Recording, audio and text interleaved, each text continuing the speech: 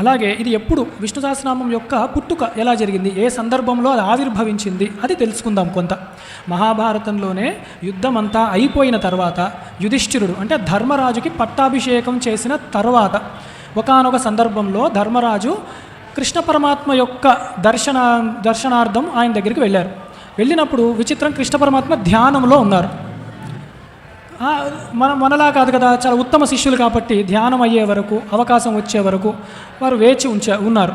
ఉండి కృష్ణ పరమాత్మ ధ్యానం నుంచి బయటికి వచ్చిన తర్వాత అప్పుడు ధర్మరాజు పలుకుతున్నాడు అన్నమాట, స్వామి అందరూ నిన్ను ధ్యానం చేస్తారు, నిన్నేక ధ్యానం చేసేది, నీవు మళ్ళీ ఎవరిని ధ్యానం చేస్తున్నావు, నీకు అవసరమే వచ్చింది అసలు ధ్యానం చేయడానికి అంటే కృష్ణ పరమాత్మ నవ్వి, నువ్వు అన్నది సత్యమే, కానీ ఒక మహాత్ముడు కాలగతం పొందుతున్నాడు, ఆ మహాత్ముడు నన్నే తదేకంగా ధ్యానం చేస్తున్నాడు, నాకు శబదం ఉండనే ఉంది, నన్ను ఎవరు చూస్తూ ఉంటారో నేను వారిని చూస్తూ ఉంటాను, అందుకని ఆ మహాత్ముడునే నేను కూడా చూస్తున్నాను అన్నారు.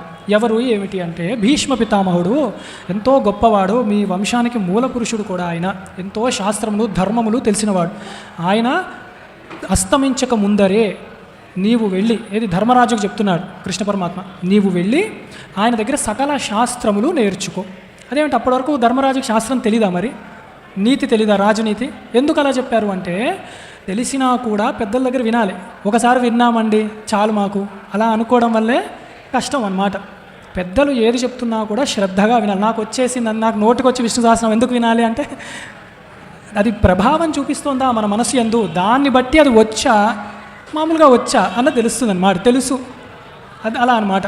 అందుకని ధర్మరాజు కూడా సవినయముగా, అలాగే పరమాత్మ మీరు చెప్పింది ఎప్పుడు వింటాం మేము అంటే కృష్ణ పరమాత్మ దగ్గర ఉండి ధర్మరాజుని, మిగతా పాండవుల్ని, కొందరు ఋషిగణాలు వాళ్ళందరినీ కూడా భీష్మాచార్యుల వారు అంపశయ్య మీద ఉండగా తీసుకువెళ్ళారు. అక్కడ వెళ్ళి భీష్మాచార్యుల వారితో మాట్లాడి చెప్పారు, భీష్మ నీవు ధర్మరాజుకి నీకు తెలిసిన సకల శాస్త్రములన్నీ చెప్పవలసి ఉంటుంది అని.